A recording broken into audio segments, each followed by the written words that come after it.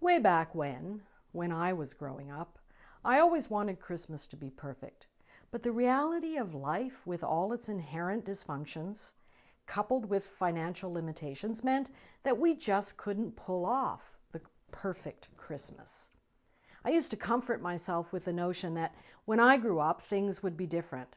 When I grew up, I'd do things better. I'd save up my money so that no one would be disappointed, and there'd be enough to ensure that the house would be filled with Christmas cheer. The decorations would be perfect, and no family arguments or disappointments would be allowed to ruin my dream of the perfect Christmas. I knew that just as soon as I had my own place, I'd be able to pull off the kind of Christmas that would be so full of peace and harmony that the angels wouldn't be able to keep from singing. But when I did finally move out, I only sort of got my own place. I couldn't quite afford the rent by myself, so I put up a notice in the office where I worked, and I got myself a roommate to help me with the expenses. Helen and I had very little in common, and those first few months, they were tough. She liked things her way, and I liked things my way. We didn't really like each other that much, but we tolerated one another because we loved the house, which we could only afford together. It was an old barn of a place perched up on a hilltop overlooking Vancouver's Jericho Beach. The location was truly magnificent. So Helen and I put up with one another's strange ways.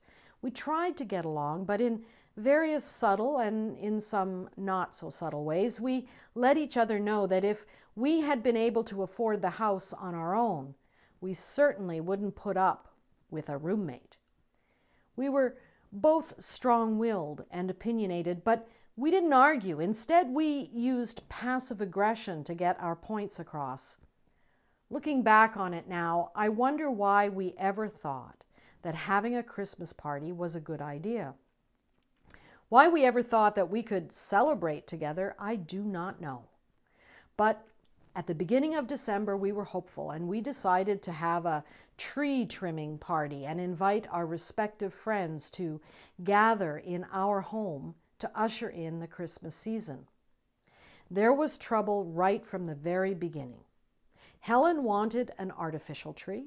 I insisted on a real one. Helen thought we should have a potluck meal. I insisted on serving our guests a 3-course meal. Helen wanted to make decorations for our tree. I insisted on purchasing only the finest decorations I could afford. Helen wanted to serve all sorts of alcohol. I insisted on limiting it to beer and wine. Helen wanted to play games. I don't play games at parties. It went on, with both of us insisting on something and then the inevitable negotiations in order to arrive at a compromise. But I was convinced that everything would work out fine once our guests arrived, so I plowed ahead with the preparations. When the day of the party arrived, Helen and I experienced a bit of a breakthrough. We admitted to one another that we were too tired and too preoccupied to actually enjoy the party. Over a cup of coffee, we actually considered canceling the silly party. When our friends arrived, it seemed as though we might have done them a favor if we'd canceled because they too were tired and preoccupied. 'Tis the season. Apparently, we'd all just carried on out of a sense of social obligation. Not surprisingly, during the course of the evening, the conversations, fueled by the beer and the wine, became a little heated. A bunch of guests were arguing over something so important that now I can't even remember what they were arguing about. Politics reared its ugly head, and somebody tried to get the conversation off politics, which led to some people arguing about sports and some other people arguing about religion and whether or not Jesus was actually born in a stable. Comments were made. Helen's friends thought my friends were outrageous, and my friends felt the same about Helen's friends, and so the party limped along to a merciful end. When the guests finally left, the tree was decorated with an odd mixture of tacky, homemade decorations and cheap store-bought items. it was far from perfect. Helen had won the day, and instead of the beautiful shiny star which I had purchased for the top of the tree, some old family heirloom of hers, a china angel, was perched precariously on top of our limp little tree. I was simply trying to straighten it out, I swear. I never meant for the tree to come crashing down. It mustn't have been put in the stand correctly in the first place. Why else would it have fallen over just as Helen was telling me to be careful? The tree and all its stupid decorations crashed to the floor, including Helen's precious china angel. The angel's neck was broken. It was a clean break, the head severed with one crack. I must have known deep down somewhere that a bit of glue could have put the angel back together, so I don't know why I did what I did, but I picked up the headless body and I flung it on the floor. My perfect Christmas shattered into pieces on the floor, along with Helen's precious angel, given to her by her sainted grandmother when she was just a little girl. It smashed into 1,000 pieces, the shards and splinters scattering through the living room, into the kitchen, and into the 2 adjoining rooms, and out the door and down the steps. The evidence of my rage and the hopelessness of it all spread everywhere. Tears filled Helen's eyes as she picked up the angel's head. Its seraphic smile mocked us both. Helen looked at me with the saddest expression I've ever seen. I expected her to launch forth into a tirade, but all Helen could manage were the words, "It doesn't matter." Without another word, she left the living room. I listened to her climb the stairs and walk slowly to her bedroom. I stood in the aching silence and felt tears trickle down my cheeks. And I realized that it was I who had ruined Christmas, not my friends, not my family, not even Helen or her friends, but me. I had ruined Christmas. It was my fault. I had tried so hard to make it perfect, and then I ruined it all. I leaned against the kitchen counter, and I stared at the pieces of china lying on the floor, casualties of some strange warfare within me. Why couldn't I be as good as I wanted to be? I don't know how long I stood there, but my self-pity was interrupted by the sound of Helen's footsteps coming back down the stairs.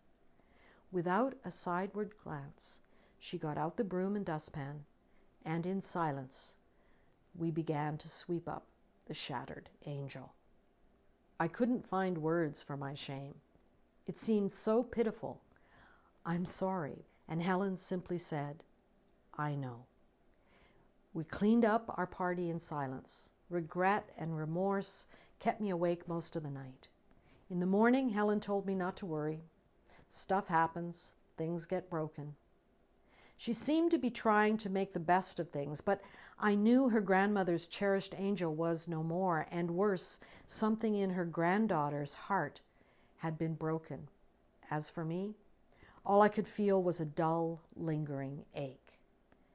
For the next few weeks leading up to Christmas, I kept finding fragments and splinters of that shattered angel in strange places. In out-of-the-way corners, when the light hit them just so, there they were.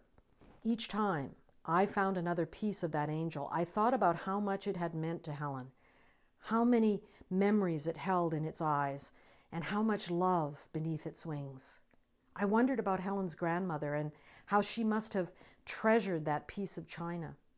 I wondered how she got it in the first place and what made her give it to Helen. And then there was that decapitated head. Helen had carefully placed it on the mantel that night when I broke it. I didn't dare move it, so it stared accusingly at me whenever I went into the living room. I wanted to buy Helen a new angel, but she wouldn't let me. Helen insisted that we put my shiny new star on top of our tree. I suggested that we actually make something. I don't know what I was thinking. I'm just not a crafty person. But together, we made a beautiful angel. Well, not exactly a beautiful angel, more like the body of an angel. Somehow, Helen devised a cloth body on which we attached the precious china head. So on top of our tree sat the most unusual angel who watched over something quite miraculous. Somehow, the shattering of the china released something in Helen and me. The passive aggression left our house and was replaced with the beginnings of real friendship. We talked together about Christmases past, about hopes and disappointments. We learned about one another's lives, and we began to laugh and cry and to talk and to shout and to disagree and to compromise and to care about one another. When each shattered piece of the angel would appear, I would truly apologize, and Helen would genuinely forgive me. Giving birth to love is a process, a beautiful, wonderful, painful, difficult, glorious process. Kind of like picking up those pieces of shattered china. They were everywhere. I found what must have been the last piece of the shattered angel's body before going to bed early on Christmas morning. I'd just come home from the midnight Christmas Eve communion service. It must have fallen out of the trash bag, but however it got there, the small piece was lying in the driveway, just where the driveway intersected with the back alley. I found that piece because the light of the moon or the stars or the neighbor's outdoor light hit it just so. Giving birth to love is like finding those pieces in curious places after the shattering happens. Finding little pieces and slivers of what Christmas means, of what the gift is, in the corners of our lives, in the cracks of our failures and shattered dreams, in friends' small expressions of love, in chances to begin again and again. Alleys and starlight, love then and now, here and there and everywhere. The light penetrating the darkness and hitting just so, unexpectedly, off what is broken and somehow mysteriously revealing love. I picked up the broken piece from the driveway and held it as I walked to the back door. Somewhere between Christmas Eve and Christmas morning, I remembered the grandmother and the granddaughter, and then another woman who long ago had been in painful labor in the darkness of night, and a child born in a not so perfect, out-of-the-way place, a gift of love. Love then and love now, here and there, working in a broken world amidst broken people who break things. May the Holy One who is love continue to live and move in, with, through, and beyond you and yours during these challenging times. Shalom, dear ones. Shalom. I hope you are enjoying these love stories for Advent and Christmas, which are made possible by the support and encouragement of the progressive community of Holy Cross Lutheran Church. Holy Cross is a small congregation which is progressive in approach and Christ-like in action. The current COVID lockdown has brought with it all sorts of unprecedented challenges. I am very proud to tell you that the people of Holy Cross have risen to those challenges and then some. If you have benefited from their progressive approach to Christianity and would like to ensure that we can bring you more resources in the coming months, please consider making a donation to Holy Cross. You will find a donation page on our website where you will find several ways to make contributions to Holy Cross. May the Holy One who is love continue to live and move in, with, through, and beyond you and yours during these challenging times. Shalom, dear ones. Shalom.